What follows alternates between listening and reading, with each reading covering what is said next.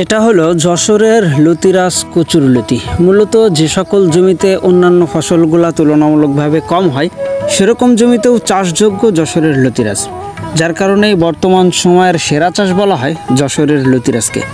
ছোট বড় সব রকম জমি, এর পাশাপাশি অনেকে আছে ছাদ বাগানেও লতি চাষ করতেছে বর্তমানে, কারণ বাজারে অন্য সকল তরকারির তুলনায় লতির দাম কিন্তু সবসময়ের জন্য একটু বেশিই থাকে। আর লতিরাজের যেই লতিগুলা এগুলা দেখতেও কিন্তু চমৎকার হয়ে থাকে, যার কারণে বাজারের চাহিদাটাও অনেক বেশি থাকে। সবথেকে মজার বিষয় হলো প্রত্যেকটা গাছ মাত্র 1.5 থেকে 2 মাসের ভিতরেই ফলন দেওয়া শুরু করে, আর একটানা 8 থেকে 10 মাস পর্যন্ত ফলন দেয়, যার কারণে বর্তমান সময়ের সেরা চাষ যশোরের লতিরাজ। আপনিও যদি চাষ করতে চান আর দেরি না করে এখনই আমাদের ভিডিও স্ক্রিনে দেওয়া নাম্বারে যোগাযোগ করুন। চাষ পদ্ধতি সহ যাবতীয় সকল প্রকার নিয়মকানুন জেনে শুনে তারপরে লতি কচু চাষ করুন।